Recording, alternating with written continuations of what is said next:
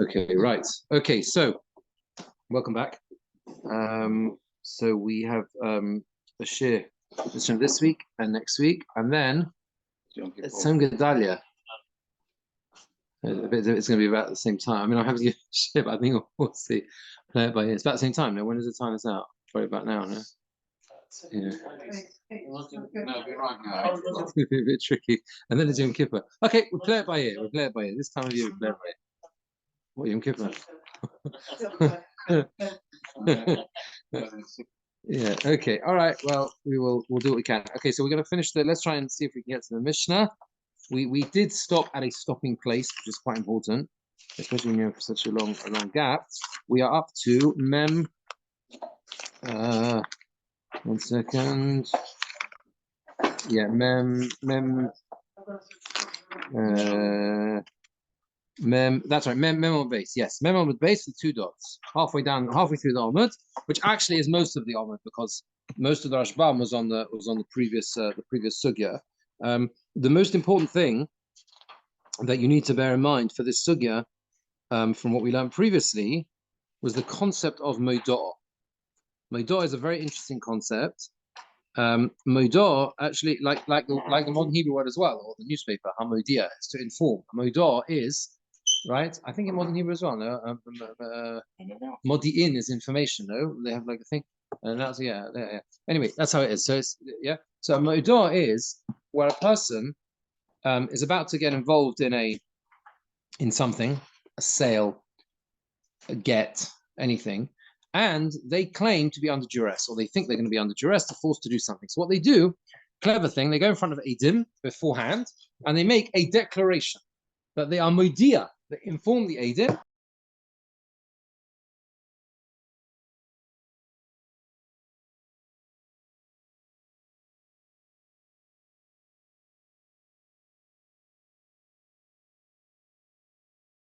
Yeah, this is something which is it can cause huge problems because you can have an ostensibly legitimate sale, and what's going on is really he can turn around afterwards and say, I made a declaration in front of Adam beforehand that whatever I was going to do later was really important. Now, how you get around this in terms of sales and everything else, that's what we get. Well, that's partly what we're going to see in the sugya.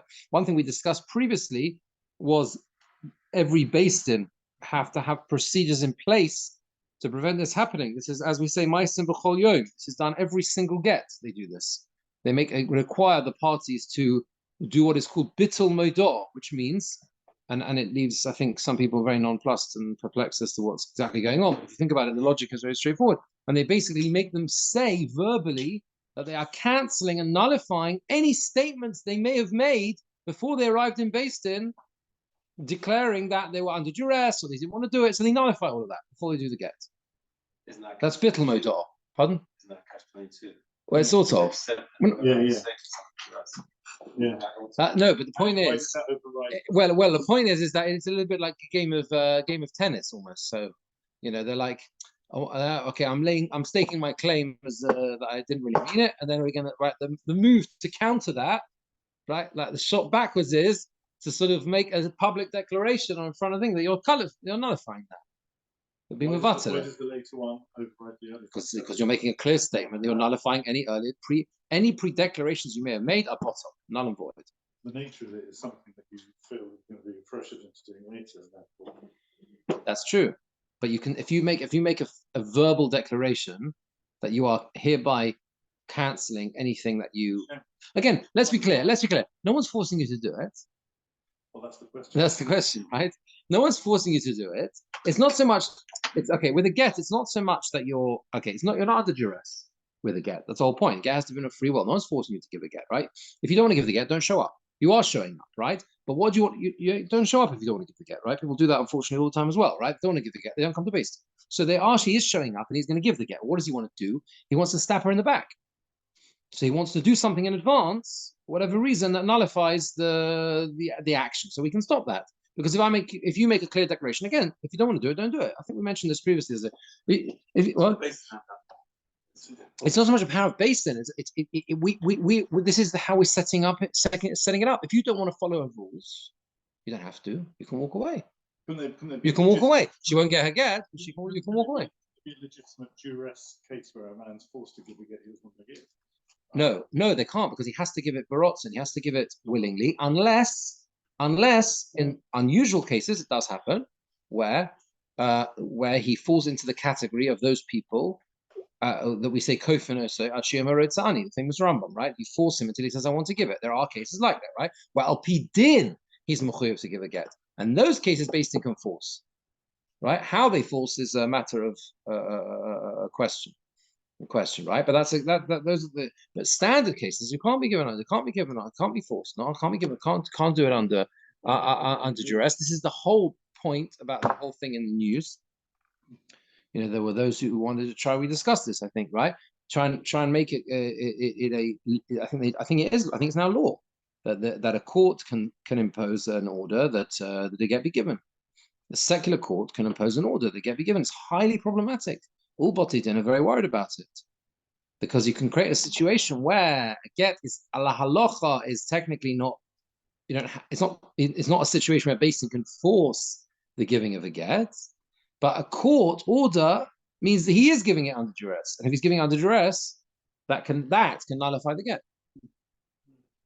Yeah, but this is not the same. It's not the same. Pardon? No. Here, this was very recently. You can look it up. Very recently, this is a recent thing. There was a recent change in the law. I think it's already coming to. It's already coming to effect. Where they can put someone in jail. They can put someone in jail.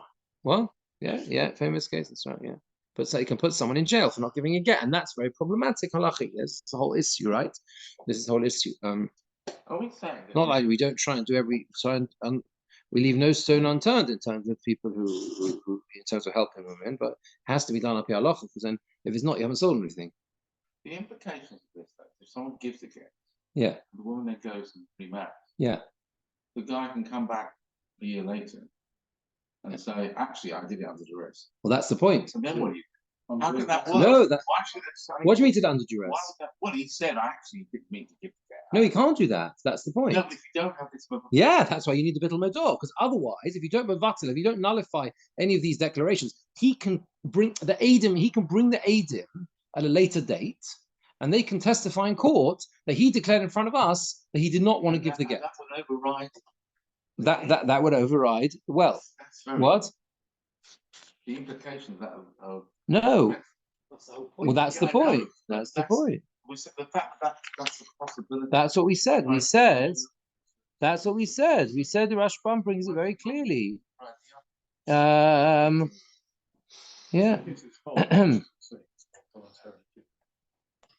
we could wait till she's remarried, has a couple of kids, and then. Yeah, bittul modor helps. You're allowed to write. You do it in order to stop this happening. Yeah. Makes sense. Yeah. So you have to do it, otherwise you got arrested. As I said, it's done every time. It's done with chalitza as well. Yeah, chalitza. Right. Yeah. Well, chalitza is rare generally, but yeah. Okay, so the Gemora says like this. So anyway, that's what you need to know about the concept of modor. Now, we're not going to discuss so much a get here, but we're going to discuss in the context of a gift. Omar of Yehuda, matnosa to mirosa. So matnosa to mirosa, which is the subject of this sugya, is a hidden matana. Is a hidden matana, hidden gift. What does it mean, a hidden gift? The Gemara is going to explain what that means. Lo magvinon bo. There's some secrecy about it, and the halacha is that a gift which is associated with secrecy in some way, lo magvinon bo. You can't use it to claim. That means, what is the matana? It's obviously some sort of shtar or some right to, let's say the documents or some whatever says that I'm giving you as a gift this plot of land, but there's some secrecy associated with it, and as a result, the halacha is, says Rabbi Yehuda, lo magvinon bo. We can't claim with it. You can't claim the item which the document purports to give you. Right now, the Gemara says, and we'll see why. The Gemara says, what is the scenario of a hidden gift? Omar of Yosef to Amalu Lasadi. The scenario is, Yosef said, he said to the witnesses, Zilu atmuru v'kosvule. Go and hide Zilu atmuru v'kosvule and write the document. Zilu atmuru v'kosvule. That means to say, hide yourselves away, and write the document. So he said some sort of hidden, you should do it in private. They could and others say, Amar Rav Yosef, it says, the scenario where it's called hidden is where he did not say to them, go and sit in a marketplace or in the street and write the document giving this land or this item to him as a gift. So the point is that there's a question, what is the definition of a matana which is associated with secrecy?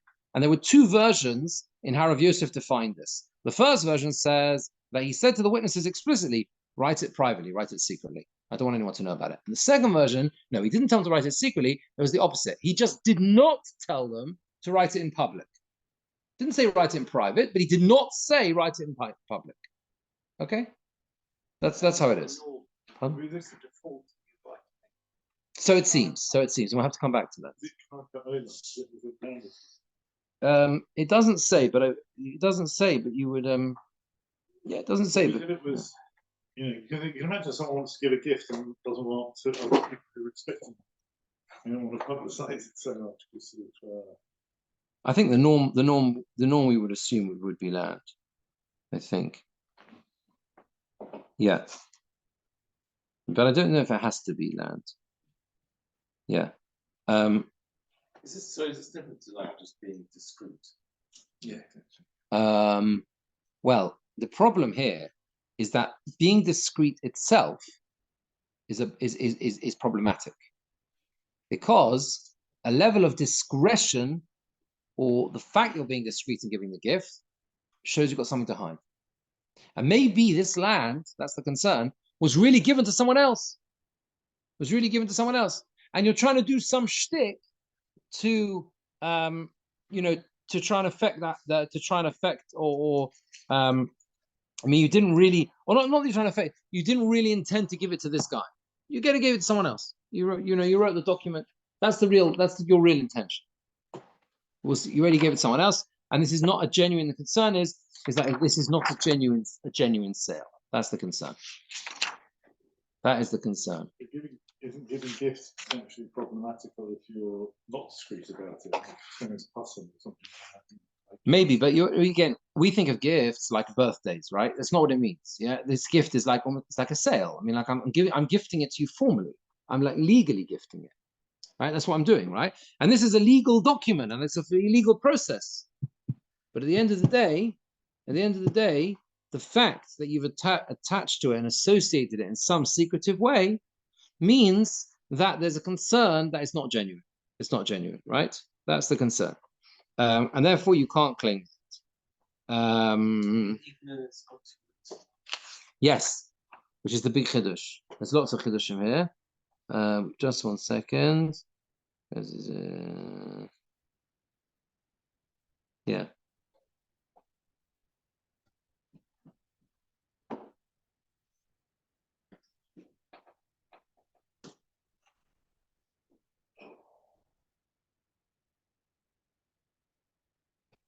Okay. Yeah. Okay. We'll come back to this. Let's see what the Gemora says. Either way, all we're doing now is just defining what it means a matana to miros, a hidden gift. So there are two versions in Rav Yosef, and what's enough gemina between them? My beinai, what is the difference between them? Ikka beinai, the difference is stoma. Stoma, right? What is stoma? Well, you don't specify. So, in other words, according to the first version, you tell the case of a hidden gift, where you tell the Eidim, write it in private. So, according to that, if you didn't say write in private, you just said nothing. It's okay. It's a valid matana, right? According to the second version, where the scenario is of a hidden gift, is where you did not say write it in public. You didn't say publicize this. Okay, then if you didn't say anything, it's no good. It's not a valid gift. It's not a valid gift. All right. Okay. You see, this will all become much clearer as you go along. We're also dealing here with, as we'll see, something which is very common in any legal system, and that is when you are, and in this case it would be the Eidim presumably, or the people who you are expecting to execute the gift you wish to give. you expect them to do it in a way that fits with the legal requirements, that doesn't leave any scope for doubt. That's quite common, right? In documents, for example, is it not? Yeah. Sometimes. I mean, the idea basically is if you formulate a legal document in such a way that avoids there's 15 clauses that begin with the words for the avoidance of doubt. I mean, that's the idea, right? And then they find loopholes. But until they find the loopholes, that's the idea. So that's what we'll see here. That's what we'll see here as well. Let's see the Rashbam on these few lines. Rashbam is about 15 lines to the end of the Omid. Matnosa Tumirosa. What is a Matnosa Tumirosa? Can you see there's a very long Rashbam and it's just a little bit after that, right? You see it? It's about 10. Matnosa Tumirosa. Matona Tmuna. That's what Tumirosa means. A hidden matona. The Kame Mefarish. And that's explaining. Gemora is going to explain what it is. You know the difference between a kameh and a kamon. We must have mentioned this. Very important to know the difference. Very, very, very simple rule. Help you across the whole of Shas. The kameh immediately, exactly. The kamon is a bit after. Whenever you see that in Rashi, Rashbam, anywhere, you always know that's what it means. Kameh means I'm going to wait now. Yeah, I'm going to wait now. And the kamon means like further apart. Lo magvinon, it doesn't solve everything, but it solves the meaning of those two words. Lo magvinon ba, l'shem anosna la'acher. Lo magvinon, we can't claim with it, right? The Shem anosna la'acher. What's the concern? The Shem anosna la'acher kvar. Maybe he's already given it to someone else. That's the concern, right? Maybe it's already been given to someone else. Ola sosa meidor la'chaverta niskaven kid l'kamon. See, kid l'kamon. Or he's making it a meidor la'chaverta. There are two possibilities here. Number one, because he's being secretive about it in some way, there's a concern that maybe this has already been gifted to someone else previously. Okay, and therefore you coming along with the shtar is not going to allow you to claim it. That's the first possibility. That's the first thing. And the second concern is, even if he hasn't gifted it to someone else, it could be that he's only writing it to you to serve as a moidor. What does that mean? How can it serve as a moidor?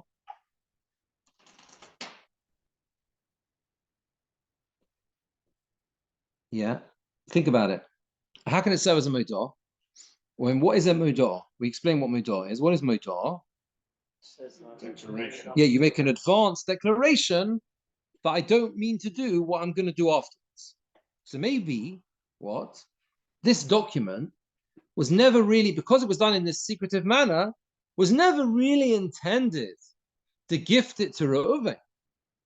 It was a setup to prevent the shimon he was going to do tomorrow. Right? That's the concern. Again, I'm using the word concern for a good reason. The Gemora doesn't say that if you already claim the land and you're sitting in it now and you built a house in the land, you've got to give it back. It says lo magvinon bo. That means at the outset, it's not a usable, it's not valid document to claim with.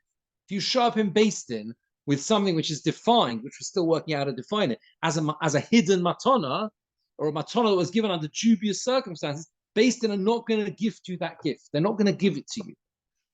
You understand? That's not the same as saying that if you come into possession of it, and then afterwards he tries to get it back and says, "Hey, what are you doing in my land?"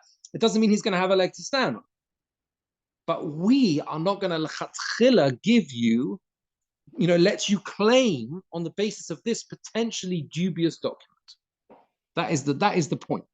Okay, you with me? Lo magvinon, bro. Certainly can't pay a debtor, a creditor, with that document. Correct. Presumably, I mean, I presumably, although maybe if he's already got it, if halachically he can then keep it might be different, right? That's that's part of it. Okay, that's part of it. But we think the Beis Din won't enforce it. Lo magvinon. Yeah, the word is lo magvinon. We don't claim such a document. We don't allow this document to be used as it's not claimable on that basis. We'll see. You'll see. This is one of these Gemoras where you've got to fit in all the pieces and then it comes together, right? This is what we're saying, right? This is what we're saying. Now, We're saying that most stars are much of public record. no, we are saying that most that shtaros or sale, documents of sale, documents of gifting, whatever, had to be done in a certain way. They were done, they were performed in a certain way. And part of that was that they were public or publicized or had the ability to become public. And if they are performed in such a way that there's an element of secrecy surrounding them, then that casts in a doubt over the whole thing. That's what we're saying, right? Yeah? Yeah. We'll see. Now, there are two versions we said in Rav Yosef as to what it means to be a secret document. It's Muri, it's Miratzvachem. The first version is he tells them explicitly go and hide it away, which I think most of us would agree is easier to understand, right? Because he's telling them, why are you being secretive about it? There's something dodgy going on, right? The second version is he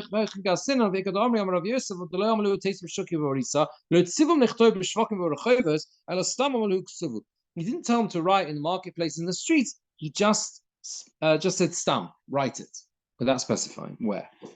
So ikabenayu stama, where it's unspecified, that's the difference. Stam, he told him to write it without specifying. Below amalahem, it's muru, and he didn't tell him to hide away. The gam just doing Rosh Hashanah. And he also didn't tell them to write it in public. According to the first version of Yosef, it's kosher. Because according to the first version, when is it possible? Only when you explicitly tell them to hide. But Basra, according to the second version, it's possible. According to the second version, he has to explicitly say, write it in the marketplace and sign it outdoors, sign it in the street. Now, you might tell me that's going to be a really odd thing to put in a shtar, but it's not. If it becomes a standard terminology, if it becomes, as we'll see later on, this becomes a standard clause, Rasham's going to tell us later on, that's what you need to write. Adim who are commanded to make a document of gift, a gifting, what do they call it? Whatever it is, they have to put that clause in. If they didn't, well, that's a problem. That's a problem, and it might look strange, but it's not strange because the whole point is it's like a way of saying publicize the thing. In the commentary, Rein Chanal explains the Amalahu. He said to them, do not write it in public. That's the second version. Do not write it in public. That's what he said to them explicitly. The F. Shalom Akini says that doesn't difficult to reconcile what that explanation means. Because according to that, according to both versions, if you don't specify, it will be kosher. If according to Rein Chananel, the first version is saying he told them to write it in private, and the second version, right? The second version, he told them do not write it in public. So that means in both cases, according to both versions, and you don't specify, you just sum it. It's kosher, right? So therefore he doesn't like that the pshat of Rein Chananel. But shukab barisa le'ein kol ksuvulei. That means in front of everyone. Write it publicly. Write it in front of everyone. So that is the Gemora so far. Now we come on to the Modah bit. Omar Rava, the end of the second wide line. Rava says, "V'havia Modah lachaverta." This document. Don't think, says Rava, that when Rav Yehuda says you can't claim with a hidden matana, however you define what that is. Right? Because we said two versions what that is, right? However you define what that is, don't think that means it's completely useless because it can serve as a modah lachaverta, which means what? It can still work, against the next gift you gave. In other words, the gift you give properly to Shimon, you give a proper gift to Shimon, 100% in public, whatever, all the things. The first one can serve as a modah, as a way of informing, I didn't really mean the second document. Which one did you mean? Well, neither. You got out of both. You got out of both. If you're writing a document saying, I'm going to gift this piece of land, yes, so in secret, but the second time you do it is a different piece of land. Yes. No, same piece of land. Obviously, it's the same piece of land. Yes, it's on the same piece of land. But this guy with his murky and shady business dealings has done a clever thing. What has he done? He wants to get a name for himself publicly and magnanimously, maybe on giving possible reason of giving nice gifts.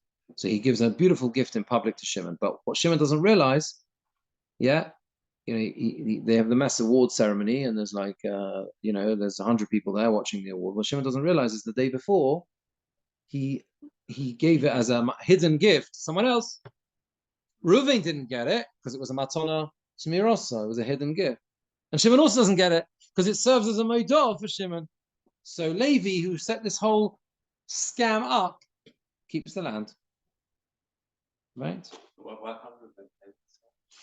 Because it's a hidden gift. It's a matana tmirosa. And Chazal said that a gift that is not that is given with an element of secrecy, we are concerned that maybe you gave it to someone else originally, or it's doing what I'm describing now. It's serving simply as a modah. That's why you're doing it. You don't really want to give it to him. You're just using it as a mechanism to prevent someone else getting it. Pardon? Well, maybe he does, where it's brought to his attention afterwards. It doesn't really matter. The question is, can he claim with it now? That's the question. Let's go back to the first one. The first one's invalid, which means the second one is valid. No. Well, it would be, but it's not because you basically have done a modah with the first one. But it's effective as a modah. Effective as modah. They say it is. It's effective. Look at the Rashbam. Let's see the one Rashbam on this. This hidden gift is a modah levatel chaverto. It serves as a modah to nullify the second one. That means the star of the gift or the sale of the open gift or sale, right? Which was revealed kshera and kosher which was written subsequently on this field lo adam acher, to another person. So it was a perfectly valid document written the next day to someone else, but the one the day before can serve as a modah to nullify it, to prevent it happening. Because that's why he wrote this document, which was hidden away, which was done in secret, so that the second person should not have the ability to take hold of the field, because he doesn't want Shimon really to get it. So you'll say, why is he doing the whole shtick? Don't give it to Shimon. So I gave him a reason possibly he was doing. He wants to get a name for giving gifts. Yeah. Wouldn't Chazal make a gezerah to stop that being an effective Haidah? Chazal make a gezerah to stop it being an effective Haidah. Kind of thing,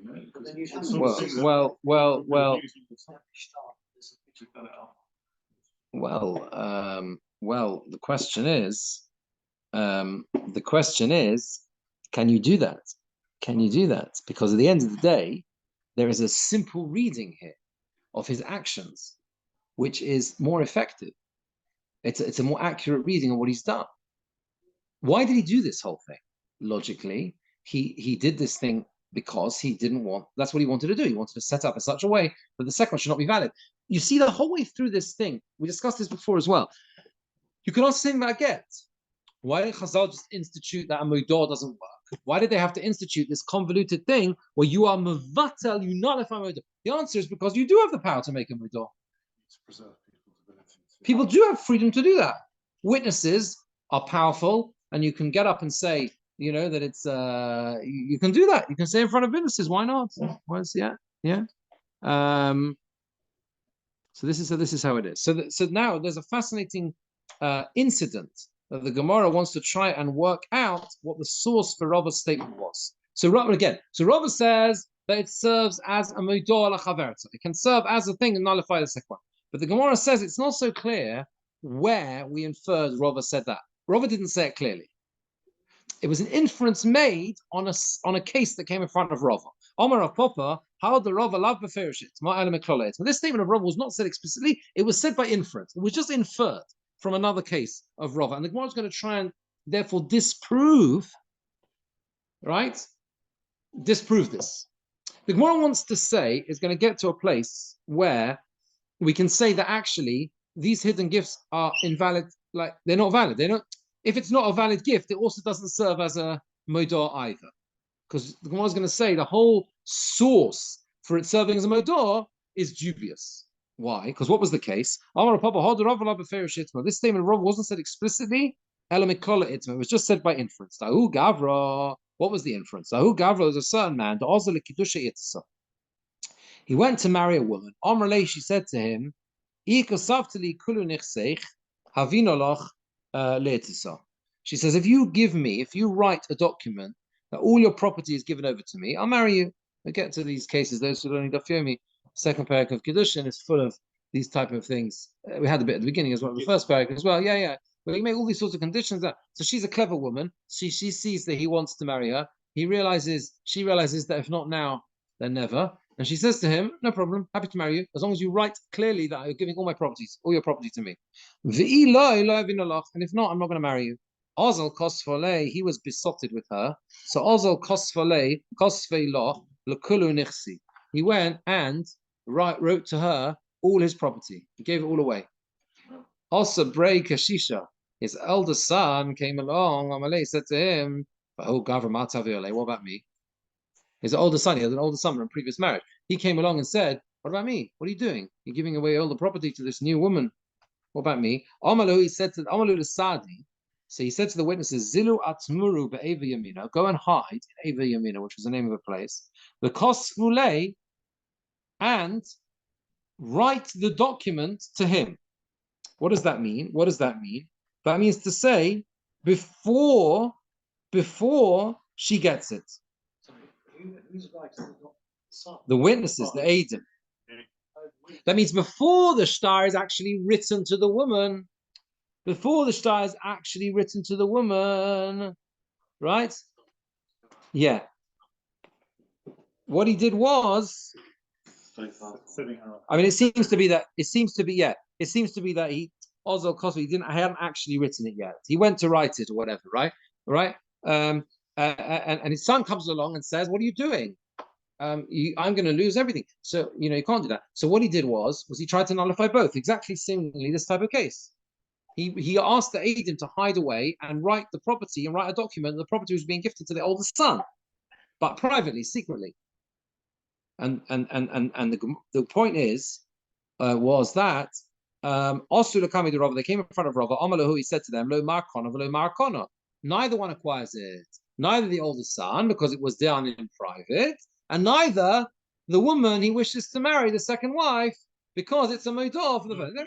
Beautiful. Man the Chazal, says the Gemora, the one who saw this instant transpire, he thought, he thought, why is this? Because it's serving the hidden arrangement, the hidden gift is serving as a modah for the second one, and informing effectively he didn't want the second one to be valid. The one to her was just a shtick to marry her. Don't know where she'd stay with him, but what? That's very interesting. That is very interesting. It's not Kiddushin al Tanai. It's not Kiddushin al Tanai. It's not saying that I'm giving you Kiddushin, right? Kiddushin al Tanai, right? It's a condition precedent. Yeah, is that what it's called? It's like I'm giving it. Got to be fulfilled before. Yeah, she was going to agree to the Kiddushin. The thing is, you could argue Mekach Tos. Even if it's not al Tanai, you could argue Mekach Tos. Why? Because she only agreed on the basis of a certain condition being fulfilled, and it wasn't fulfilled. So you could be Mekach Tos. But either way, our main focus is not so much whether it was a valid or not. But the documents are worthless. That's the thing. She could come to Beis Din. What? She doesn't know. She doesn't realize. She doesn't know that. That's true. Of Kiddushin. Yeah, but that's not But that's the point. Isn't it? Again, if it's a Tanai and he doesn't fulfill a Tanai, then it's not valid Kiddushin. You haven't fulfilled the Tanai. It's about Kiddushin al Tanai. It's not Kiddushin al Tanai. It's not a condition. But it is potentially Mekach Tos, because I only agree to this on X and X circumstances, right? The Gemora in Ksubas has a whole range of situations which can be considered or construed as Mekach Tos. I mean, it's famously one of the most controversial aspects of Even Oezer, right? Defining what a Mekach Tos is, because it's been used, or attempted to be used in all sorts of situations and scenarios, which are not all, right? Not all valid. What I'm trying to say is there are people who, over the decades, who have tried to use the concept of Mekach Tos to solve the problem of Aguna. Why? Had she known, he would ever not give her a get. You understand? She would never agree to the Kiddushin. But that's a logic which means that's not acceptable, because that means you're basically saying there is no Kiddushin. And there's no actual, right? So yeah. Okay, so this now the Gemora says, the one who saw all this going on thought, very good, it's because it's a modah, and that's a proof that Rava holds that a hidden sale can still be a valid modah. But it's incorrect. Over there, it's absolutely clear. Over there, it's absolutely clear. That he wrote it to her because of an onus. Right? That's why he wrote it. What did he write it for? It was clear that he didn't want to give her the land. He had no wish to give her this land at all. All his property. Clearly an onus. He was clearly under duress. And that's why Rava said, right, that it serves as a valid modah. Because the scenario is such where it's clear to us that he doesn't want to give her the property. And he was being forced to do it because he wanted to marry her. And therefore, as a result, that's why it works. Over here, here, in a regular case where he's not under any duress to give it to Shimon. So how can you say that the hidden document the day before to Reuven serves as a modah for the gift to Shimon? On the contrary, the simple way of reading what's in front of us is he didn't want to give it to Reuven, and that's why he told the Adim to write it in secret, and he did want to give it to Shimon. That's why he told him to do it in public. That's a much more simple explanation, much more simple interpretation of the facts, you with me, right? Than, yeah, the day before was really a declaration that I didn't want to do the day after, despite the fact that the day after was a regular public sale. No, public gift. No, the better, more simple, more straightforward explanation is, Reuven, I didn't want to give it to him, and Shimon I did. That's why one I did in private, and one I did in public. Nafkamina is that Shimon gets it. That's enough Nafkamina. Still done secret. No, but Shimon's wasn't. If Reuven doesn't serve as a modah, then Shimon keeps the gift. That's a big Nafkamina. Rava, the Gemora tried to infer from this story of Rava, that's the point, right? That Rava holds that it's a modah. That even though a hidden gift is not valid, but if subsequently he tries to give the same property to someone else, it will serve to nullify that second arrangement. That says the Gemara, you got no proof. Because there was a scenario which was clear from the facts. Right? The woman forced him to do this. He agreed to do it. His older son came along and said, "What are you doing, Dad? I've lost all my property." "Oh, what have I done?" So then he goes away and does this whole shtick. The scenario is such as the facts talk to us, and that this is what's going on. Look at the Rashbam. Rashbam says, it was only inferred, but also it was a mistake, the inference. Also, break Shisha, you see it? The older son came along, before the document was written to the woman. He said to the witnesses, before the document was written to the woman, can go and hide away in that place. Write the document to my son. And his star will come first. He'll claim everything. And Rava ruled, the son doesn't acquire mishum dahavia tmirosa because it was hidden. Even if the guy thought he would, but he doesn't because it's hidden. But and the woman doesn't acquire either mishum tmirosa because the hidden one is a modah to nullify the second one. He says the Gemara, but that was an incorrect inference. A hidden gift is as if it does not exist, and it's not a modah. It doesn't serve as a declaration for a subsequent gift. The machmas onsa, because there it's clear that he wrote it only because it was an onus. She didn't want to marry him unless he wrote it. He didn't finally declare in his heart completely to give her the property until he married her. And he changed his mind. That's why there it works as a modah, because there the scenario is such that we assume he didn't really want to give all his property away to this woman, and he would change his mind once he had married her. That's what he would. That's what he wanted to achieve, the marriage. He didn't want to actually. Yeah. Over here, so here there's no claim of I was forced with the second guy, Shimon, when he gave the gift. So that's why the first gift that was hidden away is not a modah for the second one, which was done properly, to nullify it. Because the first one he didn't want him to acquire it, Tmirosa, because he did it privately. That's why he did it. He did it privately. That demonstrates he doesn't really want him to have it. But the second one, that he did a proper star, he wants him to acquire it. We see from here, that a hidden gift does not serve as a declaration for the subsequent one, unless there was a clear situation of being forced with the second one, right? Onus the muchach, a clear onus that's proven from the facts themselves. But if there's no onus, it's assumed that he wants the second guy to acquire it, and therefore the first hidden thing does not serve as to nullify the second one, right? And that's the conclusion of the Gemora. Not like Rav, that a matana to mirosa, a gift that is given in secret, is not valid. Not that you can't claim, you can't take ownership of it. Yeah. Plus, it does not even serve as a way of nullifying a subsequent gift of the same property. And the person who you gift it to subsequently will get it, unless it was a case like the case of the marriage where it was clear from the facts that you didn't really want to give it to the second. Okay? That is that. We got to do the last little bit. What? It's just interesting to see that she kind of forced him because he voluntarily wanted to get married. Sense there wasn't. No, but we can see from the facts he didn't want to give away. He didn't want to give away his property. Yeah, Rupert Murdoch, I think, is going to get married for like the fourth time. He's about 96 or something, 95, right? Right. So if she turns around to him, a woman is probably a third of his age, says like, I'm going to marry you on condition you give me all of your property.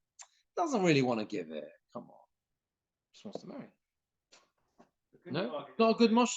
It's very good. That's a lot of property to give. Yeah, she's a clever woman. Yeah. He writes it up with a secret for his son. He doesn't want his wife to find out about it. Obviously, he really wants to give his property to his son. Yeah, he really wants to give his property to his son. That should be a valid document. No, because it's done privately and secretly, and therefore Chazal said that's not valid. At least you can't claim with it. You can't claim with it, right? Yeah, but we have to clarify. We have to. Yeah, similar to a will. But the similar to a will, this is because you are not fulfilling the right way of writing a shtar. Of giving a gift. You'll see. Look, the Gemora says, look at the Gemora. They asked a question, stom or mine. Now, what is the halacha about stam? This is very important. We said before, right? That there's a question over the two versions of Rav Yosef. Whether a hidden document is where you say, go and write it in secret, or is a hidden document where you say, don't write it in public. So the question is, what about, and we said the difference between them is, you don't do anything. You don't say anything. You just say, please, you say to Adam, I want to give this gift to so-and-so, sort it out. You don't tell them either way. Don't tell them write it in private. Don't write it in public. Stomamai. So what's the halacha? That's really important. Ravina says, Lo chayshinon. We're not concerned. What does that mean, not concerned? That means to say, Lo chayshinon means it's not a hidden document. It's a kosher document if you don't specify. Ravashi Omar chayshinon. Ravashi says, we are concerned. And it is considered a hidden document. The hilchos are chayshinon. And the halacha is we are concerned. That means to say, we will treat the document as a hidden document unless it specifies write it in public. Unless there's a clause which says it has to be written in public. Okay. Flushes it on out. Yeah. Now look at the Rashbam. You have to see the Rashbam. Very important this because there's a lot. Yeah. We'll see. Well, at least gifts it seems. Right. Could be other things as well. Yeah. We're talking about gift. Look at the Rashbam. Stomamai, top of the page. Mishum de trei lishni Amar Rav Yosef leil. Because Rav Yosef said two different versions above, or there were two versions in what he said. The ikar beinai was stoma, and the difference between them was stoma, where it's unspecified. Chad posel v'chad machshe. According to one version, it's posel, and to one version, it's kosher. The Gemara asks here, amai samchinon, upon which do we rely? If he told them without specifying, write it, and he didn't say to them, sit in the marketplaces and in public, he just said to them, write it, without specifying. And he also didn't tell them, hide away. Is it a hidden document or not? That is the question of the Gemora, says the Rashbam. Some explain, this is kind of in brackets, some explain that it's just going on the question of modor. we fitted it in. We just said that a hidden document can't serve as a modor for a subsequent one. Stoma, if you didn't specify about the hidden, it was a stoma. It was a hidden thing, but you didn't tell them to hide. You just didn't specify. Mi havya modor. Can it then serve as a modor? But only here a Klal, he says that doesn't make any sense. This explanation, he says, I doesn't think it fits. According to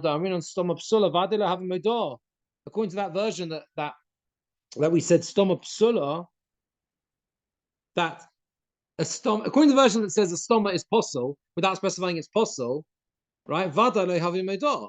Obviously, it can't serve as a modor to hainu mirosa because that's a hidden document. In other words, it goes hand in hand. You can't separate the two out. If it's defined as a hidden document, right, and you say that not specifying is a hidden document without specifying right in public, then obviously it can no longer serve as a modor. It goes together. So Rashbam doesn't like. So let's just recap what we're saying. We're trying to clarify about the whole point of a hidden document.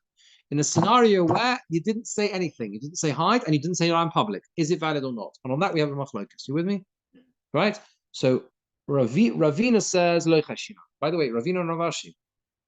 So they're right at the end, yeah. Ravina and Ravashi right at the end of the Amoraim. So this is a machlokas which is kind of going on right at the end of the completion of the Gemora. It's just important to know that, right? They completed the Gemora. Obviously, this was something which was almost like being finalized at the end. It sounds like, right? There are many other examples as well. It's not hidden and it's kosher. It's kosher according to the first opinion. And the second view is Ravashi, we paskin like. He says, we're worried that it's hidden, and you can't claim with it. Very important, however, if we did claim with it, let's say we didn't realize it was hidden, because whatever, the halacha is you don't give it back, he keeps it. Ravashi doesn't say you can't claim with it. The first version, I was a bit incorrect what I said to you before. The general case of a hidden document, we said in the Gemara, lo magvinon, you can't claim with it, finished, useless. Ravashi doesn't use that phrase. He says, we're concerned. That means to say, chayshinon, you can't claim with the chatchila. It's not the same as saying we don't claim. You're concerned, meaning, he just says, chayshinon, the sufik, it's a doubt. And wherever the land is, that's where it should stay. The point is that in a case where the gift was given without specifying, without telling the Edom to hide or do it in public, it is stoma, it's unspecified. And the halacha is by unspecified, it's a sofek. And because it's a sofek, wherever the land is, that's where it should stay. So we're not going to, you can't claim l'chatchila, but if you did and you've got it, then it's yours. Says Rashbam, the halacha is we are concerned, not to claim with it. Therefore, tzorech lichtov, vital words, you have to write, we need to write within the document, the following text. You want to give a gift to someone, you need to include this text. V'kach omar lonu, and this is what he said to us. Who's writing this? Or the Edom, really, yeah? The people you instructed to write the documents. In modern parlance, they would be like the solicitor or whatever, right? No? Or whatever. Who kisvua b'shukah, write it in the shuk, in the marketplace, v'chismua v'bara. That's what he said to us. Kach omar lonu. He said to us, Kisvua, write it b'shukah v'chasmua b'var and sign it outside. And even if he didn't say this, elo kisvua lo stam shtamatona, he just said stam, write a shtamatona. He told the Edom, go and write a shtamatona. That's specified stam. He meant to say, as the Chaim instituted. Now, even if he didn't say this, elo kisvua lo, I think you read it like that. Write it to him. That's all he said. Right? It's assumed that the document he wanted to give was to gift it properly, like the Chachamim said, and therefore the Edom can put the clause in. The Edom can write in the Shtamatona that Ruvain said to us, write it in public. And once that's there, that clause is there, it's valid.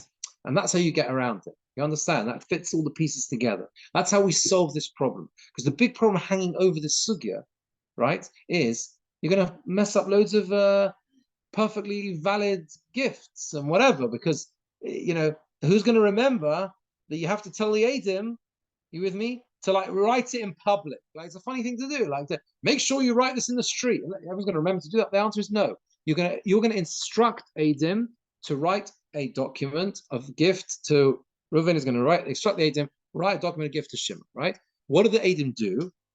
Says the Rashbam. And Toras also talks about this as well. The Eidim write inside the document of gift, whatever the deed. Yeah. He said to us, write it in public, even if he didn't. What if he said the opposite? That's different. We told him to write it in private. He's going to run into this Gemora. But the stummed, it's assumed that he meant to, when he gave the instruction, what did he want? He wanted them to deliver it properly. It's like you tell a solicitor, do the job properly. Put this document there so I don't have problems later on. Isn't this my Simchol Yom in solicitor world? Right? You're telling us, this is not my problem. I'm not a solicitor, right? I just want to make sure that I sell this house. I want to make sure it's your problem to do the conveyancing properly, to make sure that you haven't left loopholes so the guy can turn afterwards. You didn't really sell it, right? You don't have to check with me the clauses. What do I want? I want the clauses to be valid. That's what I want. And that's exactly what we're saying here, right? Yeah, the Eidim and there's the person who's actually writing the shtar. They're different people. No, not necessarily. I think it's here the Eidim. The Pashtus says the Eidim would be writing, you'd be instructing the Eidim, because you're not going to overburden something. It's just a gift. It's not such a major deal. That's how it was. But Tosfos says the time of the Amiroim they didn't have. It's clear from Tosfos that the minhag was in the time of Tosfos. He says the previous Omen. Our minhag now is to write in the Shtori Matona these words. Right? It claims that was the practice in the time of Tosfos, right? To actually write this text. I don't know how they would write a document based in. Maybe. Anyway, that's up to the mission. Yeah, but it doesn't matter because it's an assumed clause. Yeah, I get that. So you would think we weren't different. There are other documents that are similar to this, by the way. That's it. Okay, we'll carry on with Shem next week. Okay. Good evening.